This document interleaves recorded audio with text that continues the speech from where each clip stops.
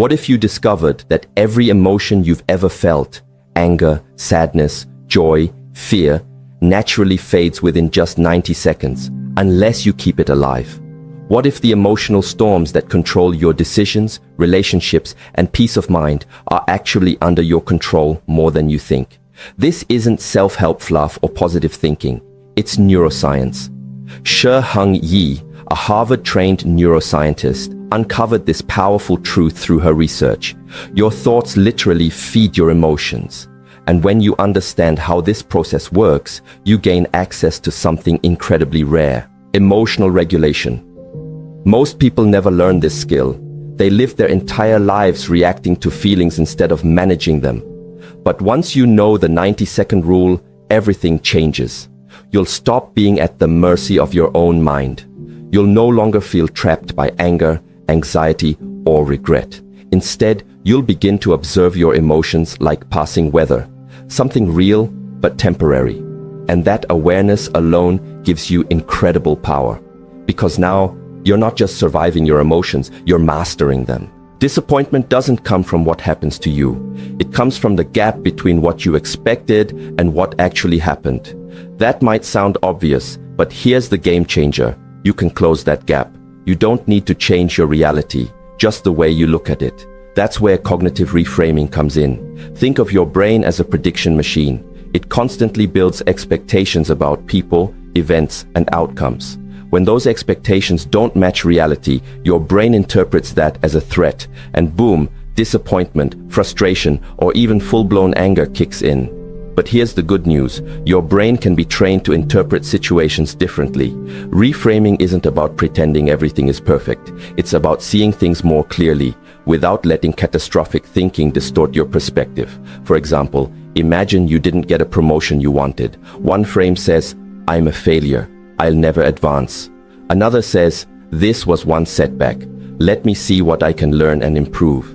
Which mindset do you think leads to growth? The first closes doors, the second opens them. Reframing teaches you how to shift from destructive interpretations to ones that empower action. It's not about ignoring pain. It's about giving yourself a chance to solve problems instead of getting stuck in cycles of frustration. We carry bandages for cuts, ice packs for sprains, and painkillers for headaches. But what do we have ready when anxiety hits, sadness overwhelms us, or stress spirals out of control? Nothing. We wait until we're in the middle of an emotional crisis to figure out how to cope, and by then, our brains aren't exactly operating at peak performance. That's why you need an emotional first aid kit. Just like a physical first aid kit, this is something you prepare in advance before you need it. It's personalized, practical, and packed with tools that work specifically for you. Start by identifying your most common emotional triggers: social anxiety, self-doubt, overwhelm, rejection. Then, for each, create a plan. Include physical actions like doing jumping jacks, sensory elements like a calming scent, cognitive interventions like repeating a mantra, and a go-to person you can text in tough moments. Store all these strategies in your phone so they're always accessible. The goal is to interrupt emotional spirals before they take over. This isn't about avoiding hard feelings. It's about having a system in place to handle them wisely. Because when you're prepared, you're not blindsided by your emotions. You're empowered by them. You know that mental quicksand feeling? When you try not to think about something only to find yourself obsessing over it even more? That's called rumination. And it's one of the sneakiest traps your brain can fall into. Unlike problem solving, which moves you toward a solution, rumination just loops endlessly. It replays the past, catastrophizes the future, and keeps you stuck in a cycle of negative thinking. And trying to force yourself to stop thinking about it, that just makes it worse. The key isn't to fight the thoughts, but to change your relationship with them. A powerful technique is the 5-3-1 method. Name 5 things you can see right now. This pulls you back into the present moment. Physically move to a different location, even across the room. Changing your environment disrupts the thought loop. Do something absorbing for 3 minutes, like counting backward from 100 by sevens. Take one small productive action related to the issue or something completely unrelated. By redirecting your attention instead of suppressing it, you break the cycle. Remember, your mind is like water. It needs to flow somewhere. Give it a constructive channel, and it will stop drowning you in repetitive thoughts. Here's a psychological illusion that causes more unnecessary suffering than almost anything else: the spotlight effect. It's that nagging belief that everyone is watching your flaws, mistakes, and awkward moments. In reality, they're barely noticing. Why? Because everyone is the center of their own universe, just like you are. You're hyper-aware of every detail about yourself: the stain on your shirt, the word you mispronounced, the pause you made during your presentation. But others? They're too busy worrying about themselves to notice yours. Cornell University researchers tested this by asking students to wear embarrassing t-shirts. The students believed nearly everyone noticed. In reality, hardly anyone did. So next time you cringe over something you said or did, ask yourself, can I even remember the last time someone else messed up in front of me? Probably not, because you were focused on yourself too. Understanding the spotlight effect frees you from imaginary judgment. It lets you stop living inside your head and start showing up in the world, flaws and all. Imagine talking to yourself the same way you would talk to a friend. Chances are you'd be kinder, calmer, and more encouraging. Well, here's a trick that helps you do exactly that. Third-person self-talk. Instead of saying, I can't handle this, try saying, you've handled tough things before, you can figure this out. Or better yet, use your name. Alex has faced challenges like this. Alex can handle this. This simple switch activates parts of your brain associated with objective reasoning and wise decision-making. Research shows that referring to yourself in the third person reduces anxiety, improves emotional regulation, and boosts confidence. Why? Because it creates psychological distance.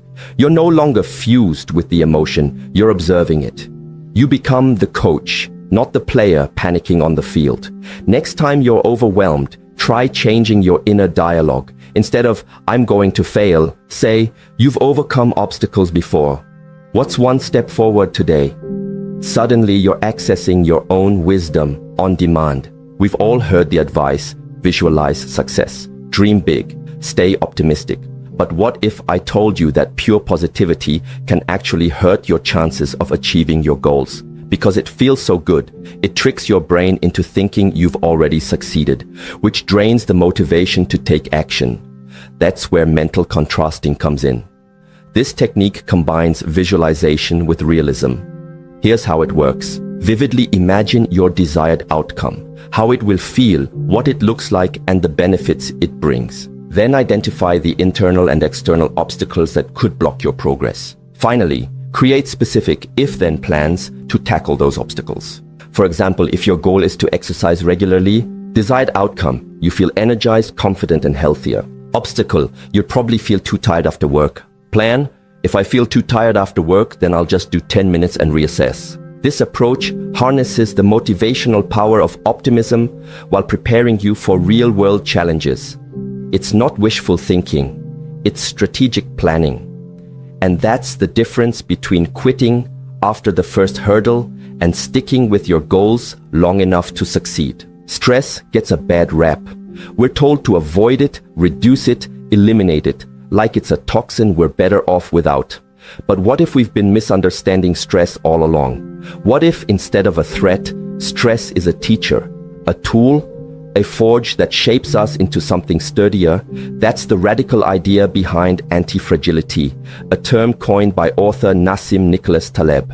Unlike resilience, which is about bouncing back, anti-fragility is about bouncing forward, growing stronger, wiser, and more adaptable because of stresses, not despite them. Think of your body. When you lift weights, you're intentionally damaging muscle fibers. The soreness you feel isn't a failure. It's the signal that your body is rebuilding itself bigger and stronger. Same with your immune system. Exposing yourself to minor pathogens, like a cold virus, trains your body to fight off bigger threats later.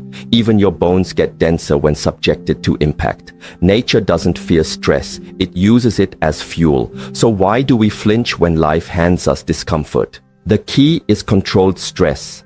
Anti-fragility isn't about courting disaster or glorifying burnout. It's about strategically introducing manageable challenges to build tolerance. Like a vaccine, a small dose of stress primes your system. Cold showers are a classic example. Turning the knob to freezing at the end of your shower isn't just a morning jolt, it's training your nervous system to stay calm under physical duress. Over time, you'll notice you sweat less over deadlines or traffic jams. The cold becomes a metaphor for life's chillier surprises, and you learn to stand tall in it. Or consider intermittent fasting. Going 16 hours without food isn't starvation, it's a reset. Studies show it can boost autophagy, your cells cleaning house, improve insulin sensitivity, and even sharpen mental focus. But beyond the biology, it teaches discipline. Hunger becomes a familiar companion, not a crisis. When your next meal isn't guaranteed, you realize how little control you actually have and how much strength you gain by surrendering to the discomfort. Then there's the emotional terrain. Difficult conversations, for instance. Avoiding conflict feels safe, but it's a trap. Swallowing your needs or opinions to keep peace creates a slow rot.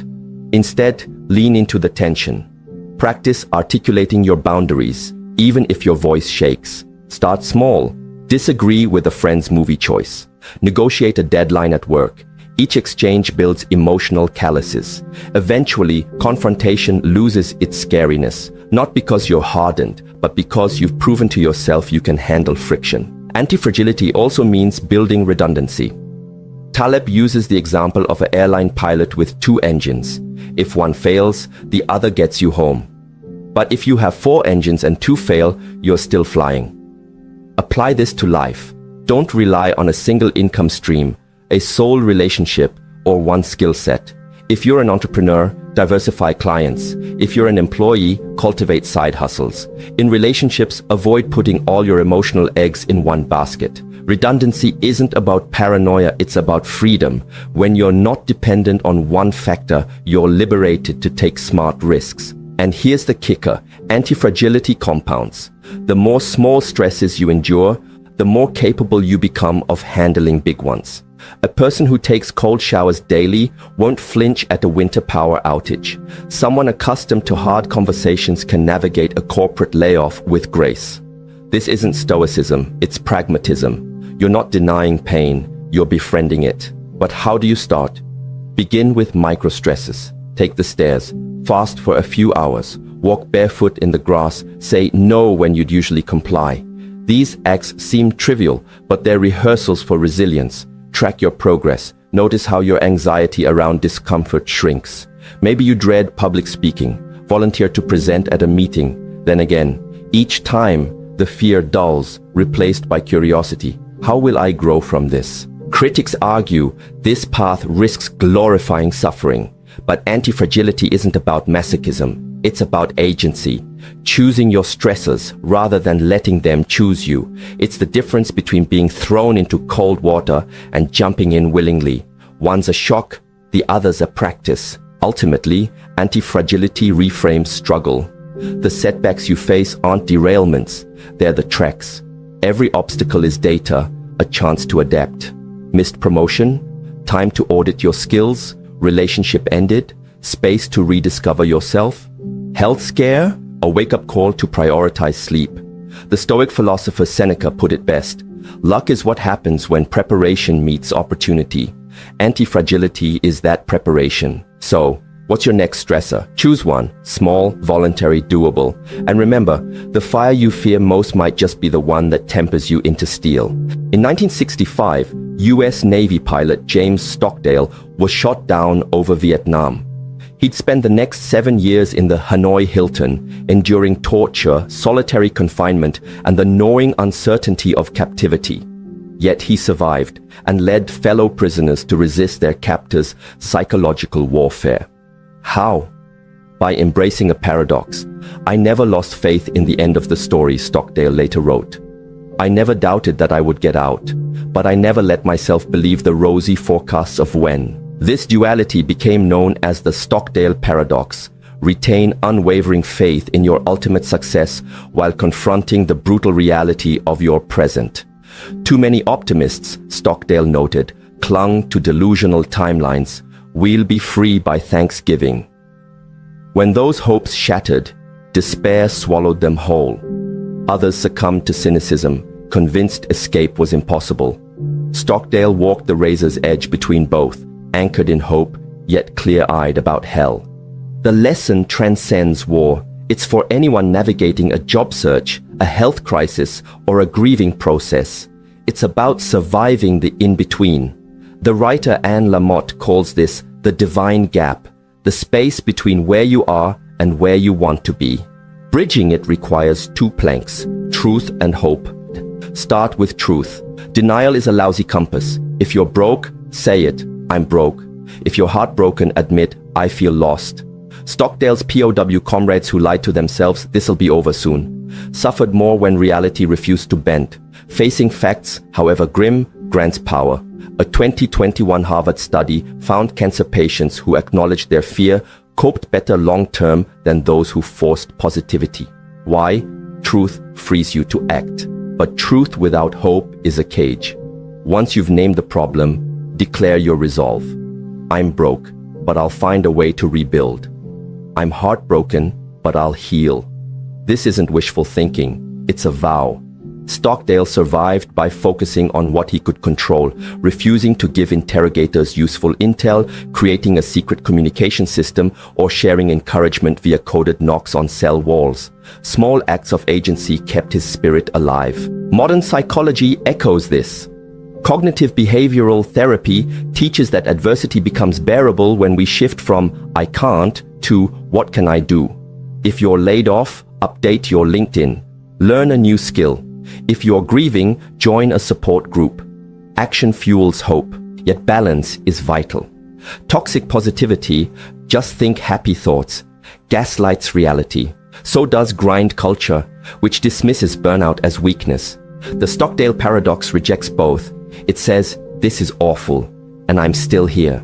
Consider a parent of a child with special needs. The diagnosis is overwhelming, therapies are costly, sleep is scarce. Denying the strain breeds resentment, but wallowing in hopelessness harms the child. Instead, the parent might say, this is harder than I ever imagined, but I'll learn what I need to learn. We'll adapt. That's the paradox in action, truth and hope as partners. Or look at businesses navigating recessions. Leaders who ignore financial realities risk collapse. Those who panic cut R&D and morale crumble. The resilient ones, they trim fat but invest in core strengths. A restaurant hit by lockdowns might pivot to delivery, then use that infrastructure to thrive post-pandemic. They faced ruin and chose reinvention. So how do you practice this paradox? Start with language. Replace "I'm fine" with "This is tough, but I'm still in the game." Journaling helps. List 3 harsh truths, then 3 steps forward.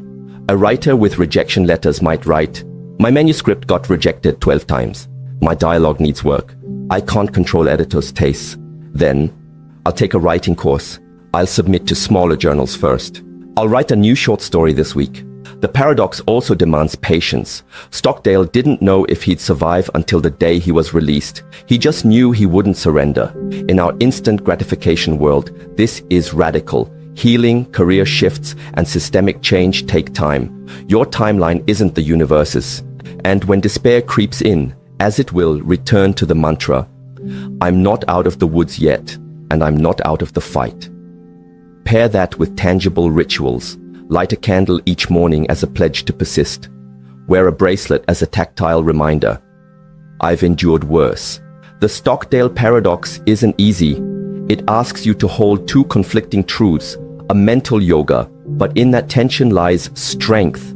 You're neither burying your head in the sand nor drowning in dread.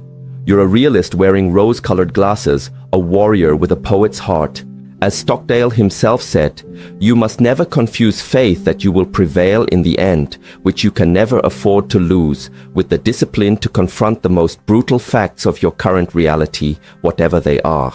So name your reality, then name your resolve. And remember, the darkest hour isn't the end, it's the forge. Resilience isn't something you either have or you don't. It's a skill you build through practice, intention, and consistency. The most emotionally strong people aren't born that way. They've developed a personal resilience system that supports them during tough times. This system includes 4 core domains. Physiological regulation, managing your body's stress response with techniques like breathing exercises.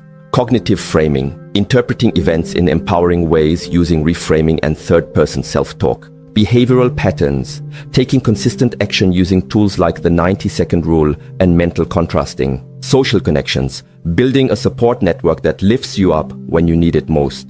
To build your system, choose practices from each domain and schedule regular practice, even when things are going well. For example, practice 4-7-8 breathing daily to regulate stress. Use third-person self-talk during challenging moments. Apply the Stockdale paradox during prolonged hardship. Build a list of 3 to 5 trusted people you can reach out to. Over time, these habits become automatic.